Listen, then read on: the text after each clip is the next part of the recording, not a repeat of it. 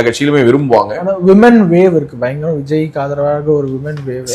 விஜய் வந்து under estimate பண்ணக்கூடாதுங்கிறத நம்ம எல்லா வீடியோலயும் நம்ம சொல்றோம்.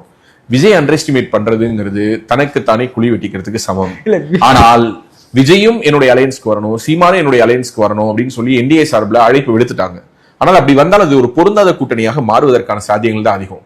இப்பவே அதிமுகவோடு பாஜக வைத்த கூட்டணியை விமர்சித்து நேற்று பார்த்தா கழகத்தினுடைய ஒரு மூத்த நிர்வாகி அன்வர் ராஜா பலமுறை மக்களவையில மாநிலங்களவையில ரெப்ரசென்ட் பண்ணவர், அவர் வந்து கட்சியை விட்டு போறாரு.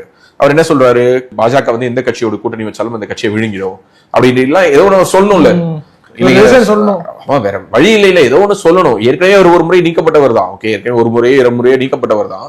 பட் ஸ்டில் சொல்றேன், ஏதோ ஒரு காரணத்தை சொல்லிட்டு போறாரு. அப்போ still DMK is trying to consolidate. Okay, அவங்க வந்து என்ன ஒரு மெசேஜை பாஸ் ஆன் பண்றாங்கன்னா, இப்ப அன்வர் ராஜா அவங்க கட்சியில சேர்த்தது அதிமுக வலுவிழக்கிறதுக்கு இல்ல, டிவிக்கே வலுவிழக்க செய்வதற்காக.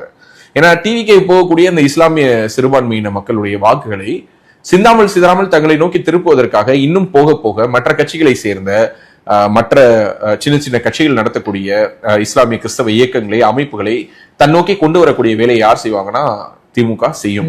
இன்னைக்கு பிஜேபியோட ஏடிஎம்கே அலையன்ஸ் வச்சாங்களோ அன்னைக்கே அவங்களுக்கு என்ன